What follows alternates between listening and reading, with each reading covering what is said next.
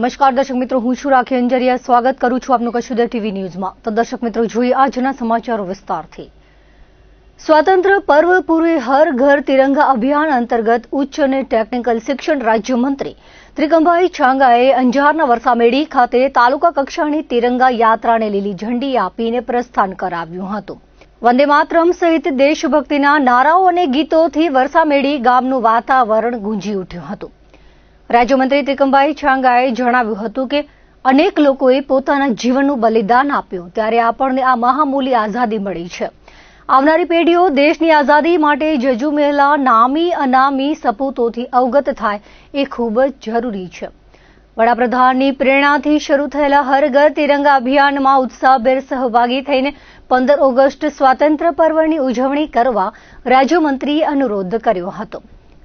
સાંસદ વિનોદ ચાવડાએ જણાવ્યું હતું કે 15 ઓગસ્ટની ઉજવણીની પૂર્વ સંધ્યાએ આ ઉજવણીથી સમગ્ર રાજ્યમાં દેશભક્તિમય માહોલ બન્યો છે.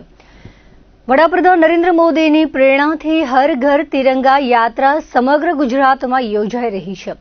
તિરંગો એ આપણી આન બાન અને શાન છે તેમ જણાવીને સાંસદે 15 ઓગસ્ટ સ્વાતંત્ર્ય પર્વની શુભેચ્છાઓ પાઠવી હતી. આ પ્રસંગે પદાધિકારીઓ અને અધિકારીઓ મોટી સંખ્યામાં ઉપસ્થિત રહ્યા હતા. વધુમાં આ યાત્રામાં ગ્રામજનોની સાથે આરોગ્ય શાખા, આંગણવાડી, પોલીસ જવાનો, શાળાના વિદ્યાર્થીઓ મોટી સંખ્યામાં જોડાયા હતા. હર ઘર તિરંગા અભિયાન અંતર્ગત જિલ્લા વહીવટી તંત્ર અને ગાંધીધામ મહાનગરપાલિકાના સંયુક્ત ઉપક્રમે જિલ્લા કક્ષાની તિરંગા યાત્રા ગાંધીધામ ખાતે શ્રમ અને રોજગાર રાજ્યમંત્રી કાંતિભાઈ અમૃતિયા અને શિક્ષણ રાજ્યમંત્રી ત્રિકમભાઈ છાંગાની ગરિમામય ઉપસ્થિતિમાં યોજાઈ હતી. તિરંગા યાત્રા દરમિયાન દેશભક્તિના માહોલ વચ્ચે ઉપસ્થિત વિશાળ જનમેદનીને ઝંડા ચોક ખાતેથી સંબોધન કરતા શ્રમ અને રોજગાર રાજ્યમંત્રી કાંતિભાઈ અમૃતિયાએ જણાવ્યું હતું કે વડાપ્રધાન નરેન્દ્ર મોદીના પ્રેરણાથી આજે આપણે તિરંગા યાત્રામાં સહભાગી થઈને સ્વાતંત્ર્ય પર્વની ઉજવણી કરી રહ્યા છીએ.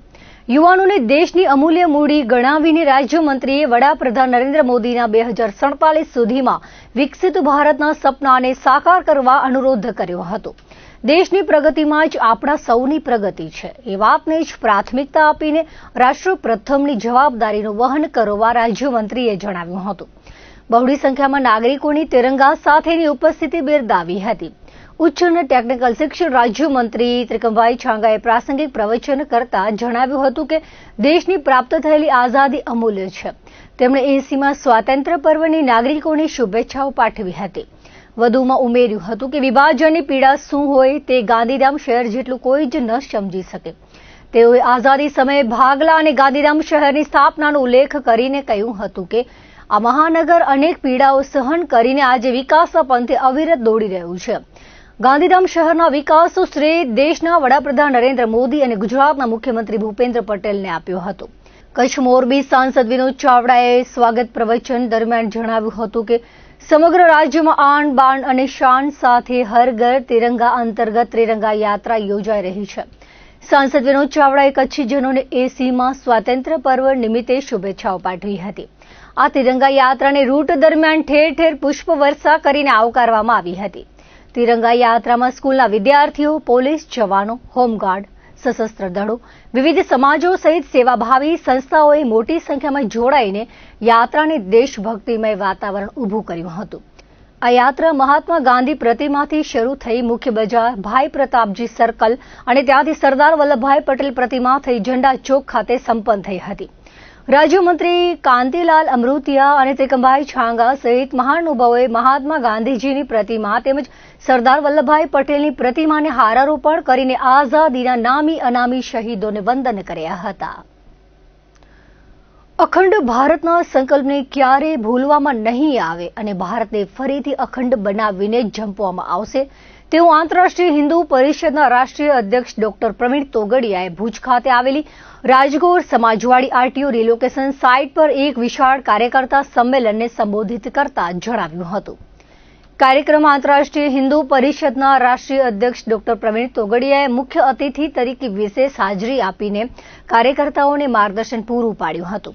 કાર્યક્રમ દરમિયાન માધ્યમો સાથેની વાતચીતમાં તેમણે કહ્યું હતું કે વર્ષ 1947માં આ દિવસે ભારત અખંડ હતું. આંતરરાષ્ટ્રીય હિન્દુ પરિષદ, રાષ્ટ્રીય બજરંગ દળ અને રાષ્ટ્રીય મહિલા પરિષદ ઓજસ્વીની અખંડ ભારતનો સંકલ્પ ઉજવી રહ્યા છીએ. તેમણે દેશના નિર્માણ માટે 3 મુખ્ય બાબતો પર ભાર મૂક્યો હતો, જેમાં દેશમાં હિન્દુઓનું મજબૂત સંગઠન અને પ્રભુત્વ સ્થાપિત કરવું, ભારતને આર્થિક મહાસત્તા બનાવવું તથા મિલિટરી પાવર એટલે કે લશ્કરી રીતે ભારતને અત્યંત શક્તિશાળી બનાવવું સામેલ છે. આ 3 ધ્યેયોને હાંસલ કરવા માટે સંગઠન દ્વારા સતત પ્રયાસો કરવામાં આવી રહ્યા છે. વધુમાં ઉમેર્યું હતું કે દેશના ગામડે ગામડે અને સોસાયટીએ હનુમાન ચાલીસાના પાઠ શરૂ કરવામાં આવ્યા છે. હાલમાં હજારો સ્થળોએ આ પાઠ ચાલી રહ્યા છે અને આગામી સમયમાં દેશભરમાં 1 લાખ સ્થળોએ હનુમાન ચાલીસા કેન્દ્રો શરૂ કરવાનું લક્ષ્ય રાખવામાં આવ્યું છે. ભગવાનના નામ સાથે હિન્દુઓને સંગઠિત કરવાનું આ મહત્વપૂર્ણ કાર્ય છે. કચ્છના સંગઠનના શશિકાંત પટેલ ડોક્ટર પ્રવીણ તોગડિયાના પ્રવાસ અંગેની માહિતી આપતા જણાવ્યું હતું કે તેઓ સૌરાષ્ટ્રના 70 તાલુકાઓમાં પ્રત્યક્ષ પ્રવાસ કરી રહ્યા છે. તે અંતર્ગત ભુજ ખાતે યોજાયેલા કાર્યકર્તા સંમેલનમાં ભુજ, નખત્રાણા, માંડવી અને મુન્દ્રા તાલુકાના મોટી સંખ્યામાં હોદ્દેદારો અને કાર્યકર્તાઓ ઉપસ્થિત રહ્યા હતા.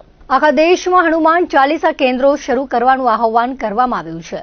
કચ્છ જિલ્લાના 600થી વધુ ગામડાઓમાંથી 250 જેટલા ગામો સુધી સંકલ્પ પૂર્ણ થઈ ચૂક્યો છે અને બાકીના ગામોમાં વિજયાદશમી સુધી સંપર્ક કાર્ય પૂર્ણ કરવાનો સંકલ્પ લેવામાં આવ્યો છે. આ કાર્યક્રમમાં ભુજ શહેર, ભુજ ગ્રામ્ય, મુન્દ્રા, નખત્રાણા અને માંડવી તાલુકાના મોટી સંખ્યામાં કાર્યકર્તાઓ અને અગ્રણીઓ ઉપસ્થિત રહ્યા હતા.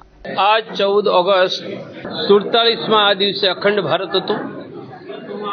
આંતરરાષ્ટ્રીય હિન્દુ પરિષદ, રાષ્ટ્રીય બજરંગ દળ, રાષ્ટ્રીય મહિલા પરિષદ ઓજસ્વીની અખંડ ભારત સંકલ્પ ઉજવે છે અને સંકલ્પ કરીએ છીએ ન ભૂલેંગે ન માફ કરેંગે, અખંડ ભારત તો હમ લેકર ही रहेंगे.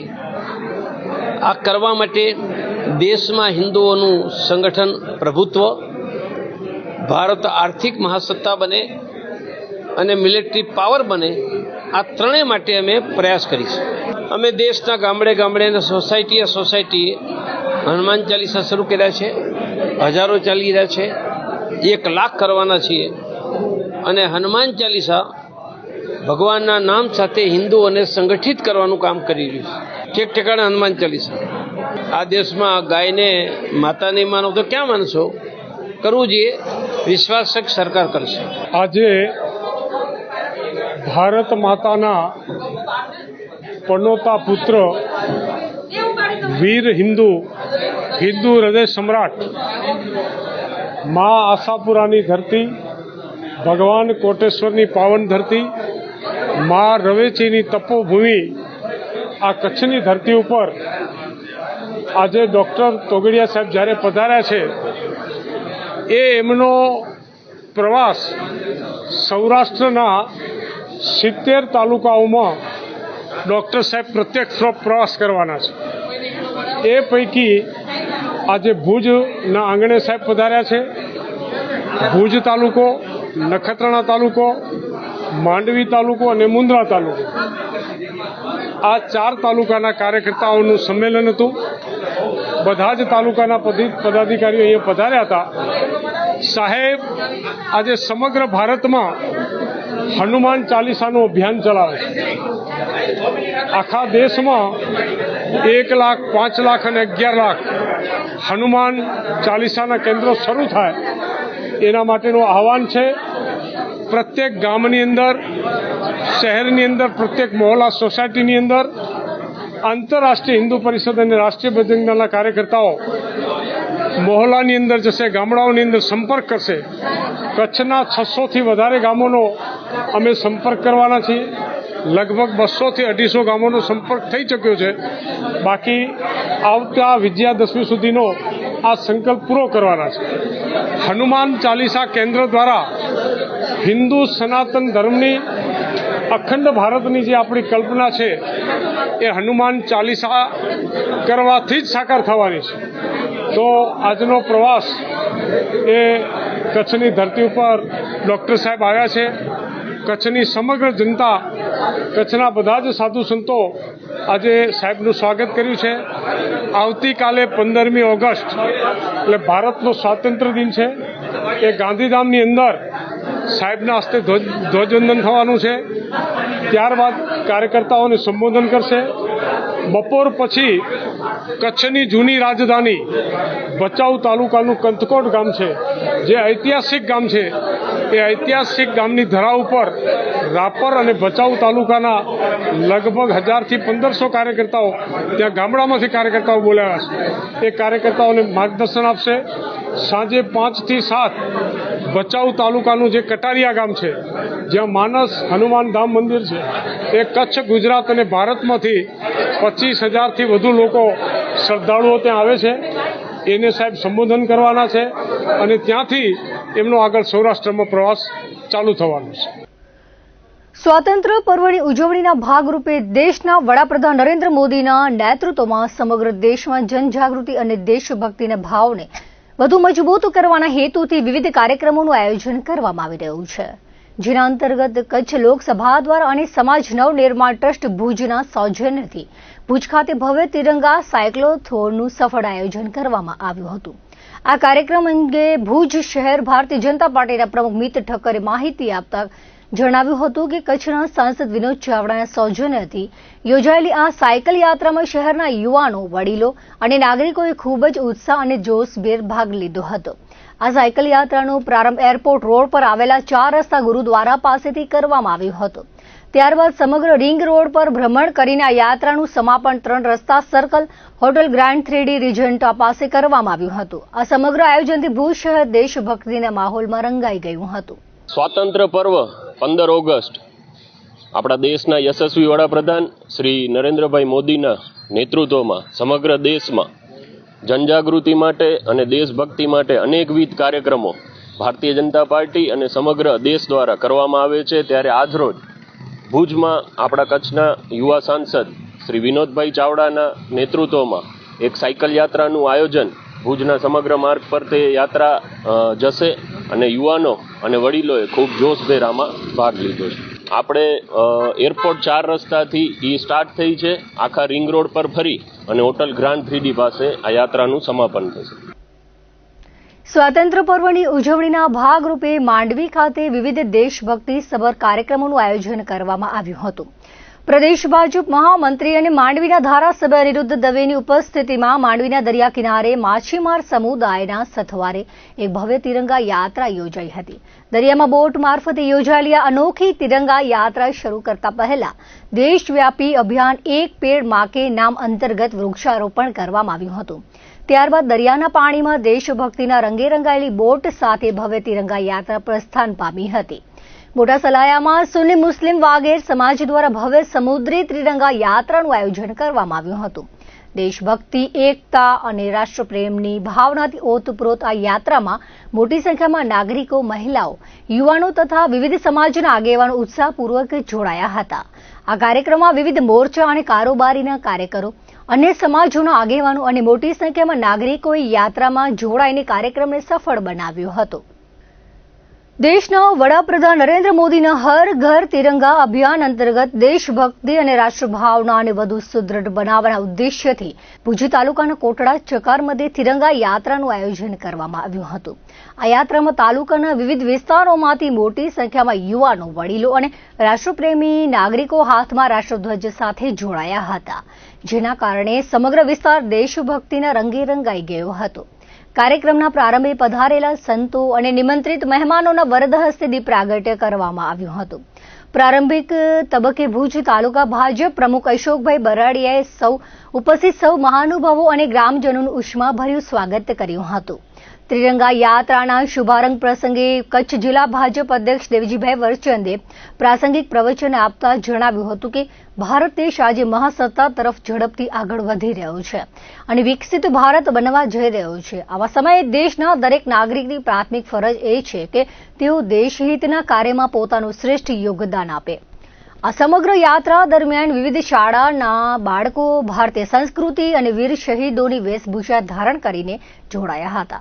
કાર્યક્રમ દરમિયાન દેશની સેવા કરી નિવૃત્ત થયેલ આર્મી જવાન સંજય બકરાણીયા, હિતેશ ભાવની અને રમેશ આહીનું વિશેષ બહુમાન કરવામાં આવ્યું હતું. આ યાત્રામાં મોટી સંખ્યામાં લોકો ઉપસ્થિત રહ્યા હતા.